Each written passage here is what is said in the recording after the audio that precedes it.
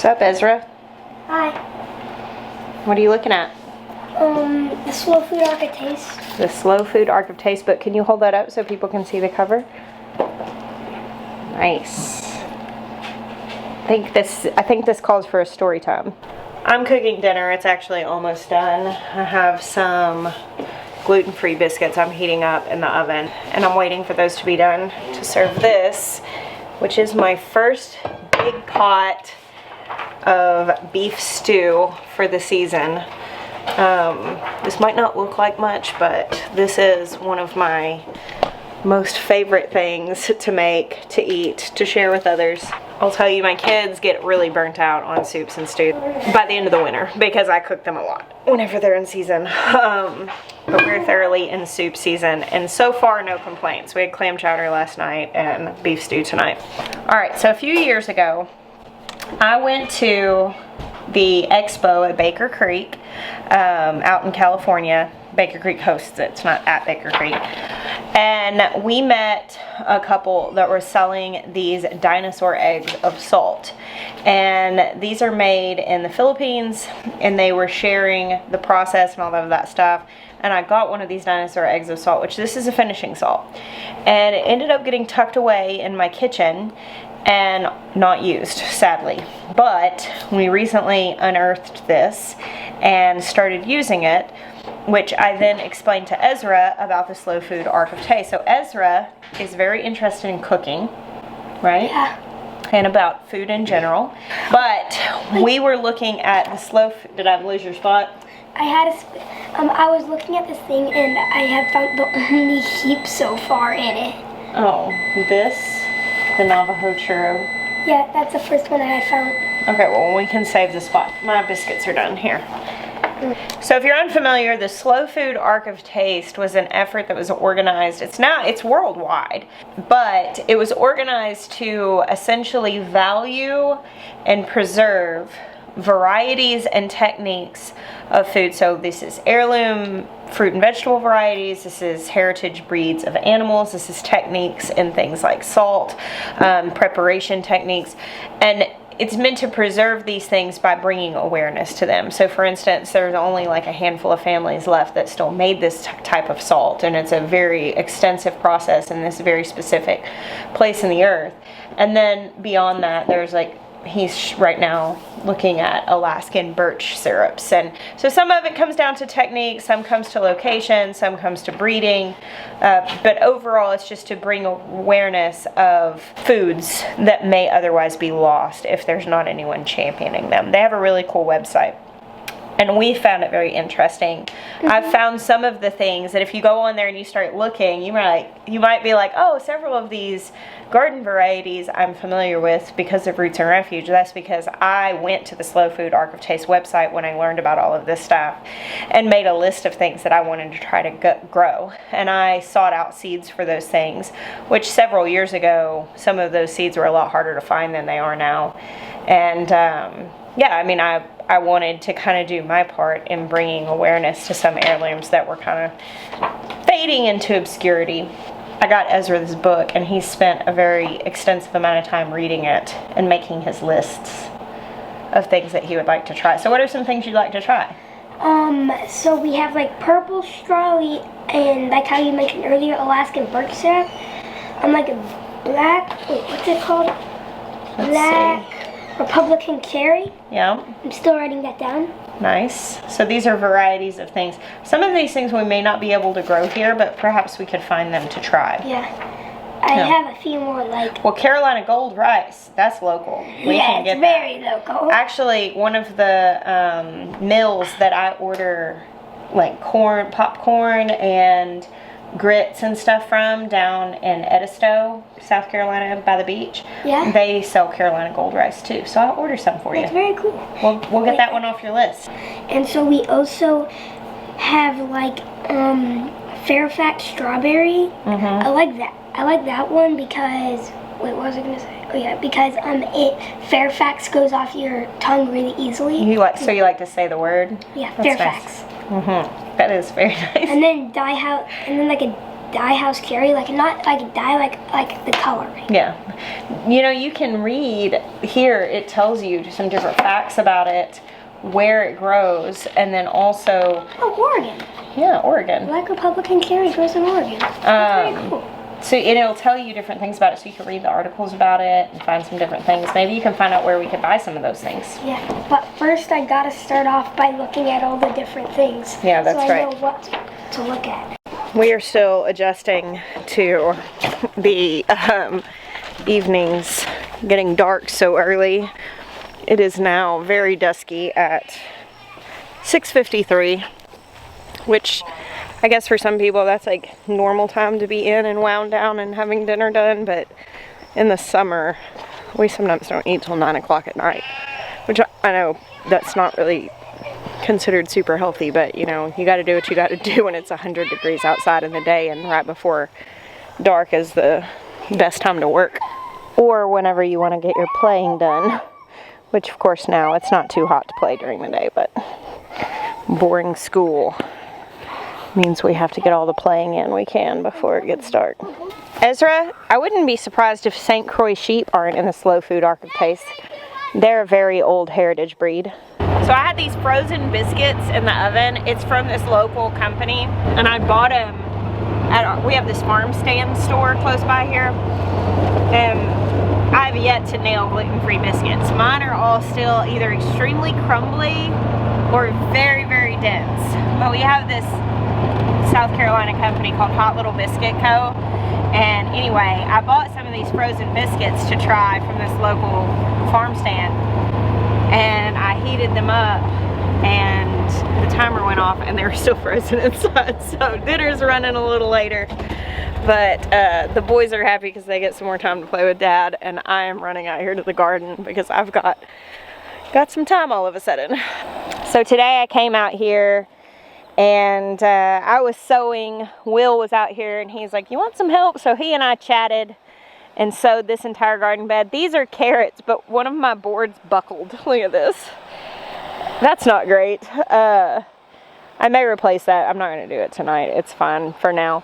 But I've got all my boards down with my carrot seeds underneath. Magnolia purple sugar snap peas on this trellis. And I went ahead and did some radishes down the side. Just a row of radishes on this side and a row of radishes right on the other side. Right now, even if you're past your first frost date, I know some of you are probably trying to think, it's October. Some of you guys probably already have snow on the ground, or at least getting quickly very cold temperatures. But even if you're in a place that's already frozen, you can probably still sow radishes. They will grow slowly, but in the case of like this, it's still warm enough here and pretty much anywhere in the South that you can still sow radishes, and they're going to come to fruition pretty quickly. Probably not the 21 days that the package says, because we have these shortening daylight hours, but they'll still come to fruition pretty quick. So I did radishes right next to my sweet peas here, or snap peas, because I'll be able to harvest those radishes about the time that those peas are getting kind of big. So this is full. I'm so excited. I have a whole bed full of seeds. Some of it's flowers. I did some calendula. All of this is carrots, the peas, the radishes. I did quite a few beets down here. We've been on a beet kick lately. And a little bit of Swiss chard, not a ton, because we don't devour Swiss chard, but I'm super pumped. Now I am also going to sow these two beds. I'm going to sow these fully with things that will be done by May 1st, because these trellises are going to have tomatoes on them come next May, and I want to make sure that anything that was in these beds is wrapped up by then. I'll save springtime gardening Jess the heartache of having to rip out productive stuff to put the tomatoes in. Just make it easy on myself. This bed is also ready to work on. Jackson did this for me last night. I almost came down here today though and put more seeds in, and I decided to hold off just a little bit so I wouldn't have a ton of radishes and beets all coming ripe at the same time. I'm loving this garden, wild as she is.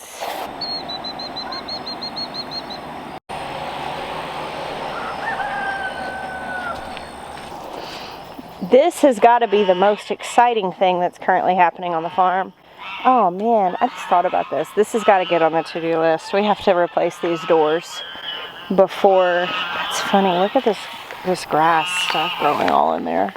We have to replace this before it gets cold, and we actually need to close this up. Our doors were the innocent bystanders of a weed-eating incident. We've lost both of our glass doors, unfortunately, through this season. But we're going to replace them with plexiglass. We should not have put glass here, but we were hopeful. Ignorantly so, I think. But look at this. So exciting. Look at all of these. So I was only going to go one board high. Maya actually made an executive decision and decided to make these beds 2 boards high, which means we're going to be putting in a little more soil here on the front end. But with the Bermuda grass, I do think it will probably help us to keep from having as much creep into these beds, and we'll be able to keep them weed free. I think I'm going to get a little push rotary mower in here to keep the walkways down. I want to keep them grass so that I can enjoy some barefoot gardening, which I like very much. We're going to have to lift our mushroom logs up so that they don't get buried. And a lot of these volunteer plants that are in here, we're just going to have to take out. But they were pretty much everything that's growing out here is frost tender, so it was going to die here in a month or so anyway.